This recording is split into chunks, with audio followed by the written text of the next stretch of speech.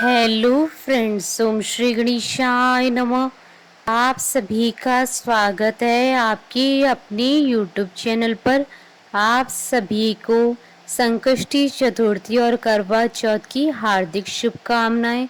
Friends, आज हम आपको इस वीडियो में बताने जा रहे हैं कार्तिक मास की कृष्ण पक्ष की संकष्टी चतुर्थी, जिसे करवा चौथ के नाम से भी जाना जाता है, का शुभ मुहूर्त, करवा चौथ की पूजन का शुभ समय, चंद्रोदय का समय, पूजा विधि, महत्व, नियम और कार्तिक मास की संकष्टी चतुर्थी की पौराणिक व्रत कथा के बारे में।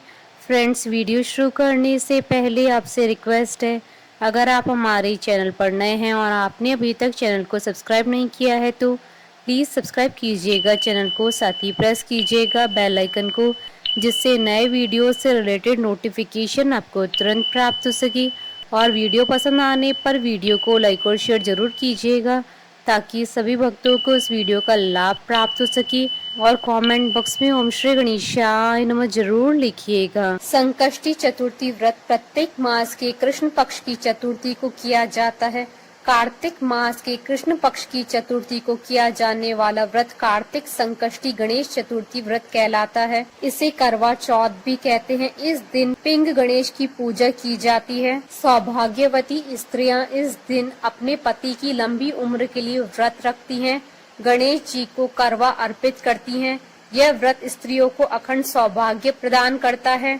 इस व्रत से मनुष्य को सर्वार्थ सिद्धि प्राप्त होती है। भविष्य पुराण में कहा गया है कि जब मन संकटों से घिरा महसूस करे तो गणेश चतुर्थी का व्रत करें। इससे कष्ट दूर होते हैं और धर्म, अर्थ, मोक्ष, विद्या, धन व आरोग्य की प्राप्ति होती है। संकष्टी चतुर्थी हिंदू धर्म का एक प्रसिद्ध त्योहार है। हिंदू मान्यताओं के अनुसार किसी भी शुभ कार्य को करने से पहले भगवान गणेश जी की पूजा की जाती है। भगवान गणेश जी को अन्य सभी देवी देवताओं में प्रथम पूजनीय माना गया है। इन्हें बुद्धि, बल और वेग के देवता का दर्जा प्राप्त है। भगवान गणेश अपने भक्तों की सभी परेशानियों और विघ्नों को हर लेते हैं, इसलिए इन्हें विघ्नहर्ता और संकट मोचन भी कहा जाता है। वैसे तो हिंदू धर्म में देवी देवताओं को प्रसन्न करने के लिए ढेरों व्रत और उपवास आदि किए जाते हैं, लेकिन भगवान गणेश जी के लिए किया जाने वाला संकष्टी चतुर्थी व्रत काफी प्रचलित है। संकष्टी चतुर्थी का मतलब होता है संकट को हरने वाली चतुर्थी। संकष्टी संस्कृत भाषा से लिया गया एक शब्द है, जिसका अर्थ होता है कठिन समय से मुक्ति पाना। इस दिन व्यक्ति अपने दुखों से छुटकारा पाने के लिए गणपति जी की आराधना करते हैं। पुराणों के अनुसार चतुर्थी के दिन गौरी पुत्र गणेश जी की पूजा करना बहुत फलदायी होता है। इस दिन लोग सूर्योदय के समय से लेकर चंद्रमा उदय होने तक के समय तक उपवास रखते हैं।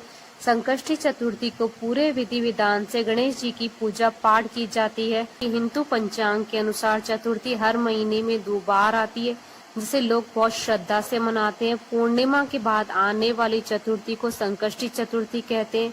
वहीं अमावस्या के बाद आने वाली चतुर्थी को विनायक चतुर्थी कहते हैं। संकष्टी चतुर्थी को भगवान गणेश जी की आराधना करने के लिए विशेष दिन माना गया है। फ्रेंड्स, अब आइए जानते हैं कार्तिक मास की संकष्टी चतुर्थी की शुभ मुहूर्त और चंद्रोदय के समय के बारे में।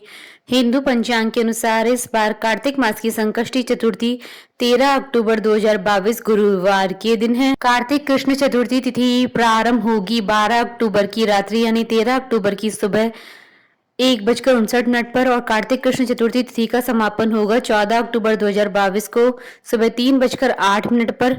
चंद्रोदय का समय रहेगा 13 अक्टूबर 2022 को रात्रि 8:09 पर। फ्रेंड्स, अब आइए जानते हैं संकष्टी चतुर्थी की पूजन विधि और नियमों के बारे में। गणपति में आस्था रखने वाले लोग इस दिन उपवास रखकर उन्हें प्रसन्न कर अपने मनचाहे फल की कामना करते हैं। इस दिन आप प्रातः काल सूर्योदय से पहले उठ जाएं। व्रत करने वाले लोग सबसे पहले स्नान कर साफ और धुले हुए कपड़े पहन ले। इस दिन लाल रंग का वस्त्र धारण करना बेहद शुभ माना जाता है और साथ में यह भी कहा जाता है कि ऐसा व्रत करने से व्रत सफल होता है। स्नान के बाद गणपति जी की पूजा से शुरुआत करें। गणपति जी की पूजा करते समय जातक को अपना मुंह पूर्व या उत्तर दिशा की ओर रखना चाहिए। सबसे पहले आप गणपति जी की मूर्ति को फूलों से अच्छी तरह से सजा लें।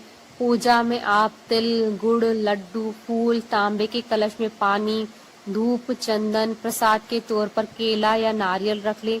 ध्यान रहे कि पूजा के समय आप देवी दुर्गा की प्रतिमा या मूर्ति भी अपने पास रखें। ऐसा करना बेहद शुभ माना जाता है। गणपति जी को रोली लगाएं, फूल और जल अर्पित करें। संकष्टी को भगवान गणपति जी को तिल के लड्डू और मोदक के भोग लगाएं। गणपति जी के सामने धूप दीप जलाकर ओम गण गणपते नमः मंत्र का जाप करें। पूजा के बाद आप फल, मूंगफली, खीर, दूध या साबूदाने को छोड़कर कुछ भी न खाएं। बहुत से लोग व्रत वाले दिन सेंधा नमक का इस्तेमाल करते हैं, लेकिन आप सेंधा नमक नजरअंदाज करने की कोशिश करें। शाम के समय चांद निकलने से पहले आप गणपति जी की पूजा करें और संकष्टी व्रत कथा का पाठ करें। पूजा समाप्त होने के बाद प्रसाद बांटे। रात को चांद देखने के बाद व्रत खोला जाता है और इस प्रकार संकष्टी चतुर्थी का व्रत पूर्ण होता है। संकष्टी चतुर्थी के दिन भगवान गणेश जी का सच्चे मन से ध्यान करने से व्यक्ति की सभी मनोकामनाएं पूरी हो जाती है और जातक को विशेष लाभ की प्राप्ति होती है। भगवान गणेश जी को समर्पित इस त्योहार में श्रद्धालु अपने जीवन की कठिनाई और बुरे समय से मुक्ति पाने के लिए उनकी पूजा अर्चना और उपवास करते हैं। संकष्टी के दिन गणपति जी की पूजा करने से घर में नकारात्मक प्रभाव दूर होते हैं और शांति बनी रहती है। ऐसा कहा जाता है कि गणेश जी घर में आ रही सारी विपदाओं को दूर करते हैं और व्यक्ति की सभी मनोकामनाओं को पूरा करते हैं। चंद्र दर्शन भी चतुर्थी के दिन बेहद शुभ माना जाता है। सूर्योदय से प्रारंभ होने वाला यह व्रत चंद्र दर्शन के बाद ही संपन्न होता है। पूरे साल में संकष्टी के 13 व्रत किए जाते हैं। सभी व्रत के लिए एक अलग व्रत कथा है। फ्रेंड्स, अब आइए प्रारंभ करें कार्तिक मास की कृष्ण पक्ष की संकष्टी गणेश चतुर्थी की पौराणिक व्रत कथा। पार्वती जी कहती हैं कि हे भाग्यशाली लंबोदर, भाषणकर्ताओं में श्रेष्ठ कार्तिक कृष्ण चतुर्थी को किस नाम वाले गणेश जी की पूजा किस भांति करनी चाहिए। श्री कृष्ण जी ने कहा कि अपनी माता की बात सुनकर गणेश जी ने कहा कि कार्तिक कृष्ण चतुर्थी का नाम संकटा है। उस दिन पिंग नामक गणेश जी की पूजा करनी चाहिए। पूजन पूर्वोक्त विधि से करना उचित है। भोजन एक बार करना चाहिए। व्रत और पूजन के बाद ब्राह्मण को भोजन करवाकर स्वयं मौन होकर भोजन करना चाहिए। मैं इस व्रत का महात्म्य कह रहा हूँ, सावधानी पूर्वक श्रवण कीजिए। कार्तिक कृष्ण चतुर्थी को घी और उड़द मिलाकर हवन करना चाहिए। ऐसा करने से मनुष्य को सर्वार्थ सिद्धि प्राप्त होती है। श्री कृष्ण जी ने कहा कि वत्रासुर दैत्य ने त्रिभुवन को जीत करके संपूर्ण देवों को परतंत्र कर दिया। उसने देवताओं को उनके लोकों से निष्कासित कर दिया। परिणाम स्वरूप देवता लोग 10 दिशाओं में भाग गए। तब सभी देव इंद्र के नेतृत्व में भगवान विष्णु के शरणागत हुए। देवों की बात सुनकर विष्णु ने कहा कि समुद्री द्वीप में बसने के कारण वे निरापद होकर बलशाली हो गए हैं। पितामह ब्रह्मा जी से किसी देवों के द्वारा न मरने का उन्होंने वर प्राप्त कर लिया है। अतः आप लोग अगस्त्य मुनि को प्रसन्न करें। वे मुनि समुद्र को पी पाएंगे, तब दैत्य लोग अपने पिता के पास चले जाएंगे। आप लोग सुखपूर्वक स्वर्ग में निवास करने लगेंगे। अतः आप लोगों का कार्य अगस्त्य मुनि की सहायता से ही पूरा होगा। ऐसा सुनकर सब देवगण अगस्त्य मुनि के आश्रम में गए और स्तुति के द्वारा उन्हें प्रसन्न किया। मुनि ने प्रसन्न होकर कहा कि हे देवताओं, डरने की कोई बात नहीं है। आप लोगों का मनोरथ अवश्य ही पूरा होगा। मुनि की बात से सब देवता अपने अपने लोक को चले गए। इधर मुनि को चिंता हुई कि 1,00,000 योजन इस विशाल समुद्र को मैं कैसे पी सकूंगा। तब गणेश जी का स्मरण करके संकट चतुर्थी के उत्तम व्रत को विधि पूर्वक संपन्न किया। 3 महीने तक व्रत करने के बाद गणेश जी उन पर प्रसन्न हुए। उसी व्रत के प्रभाव से अगस्त्य जी ने समुद्र को सहजी पान करके सुखा डाला। गणेश जी की इस बात से पार्वती जी अत्यंत प्रसन्न हुई। कृष्ण जी कहते हैं कि हे महाराज युधिष्ठिर, आप भी चतुर्थी का व्रत कीजिए।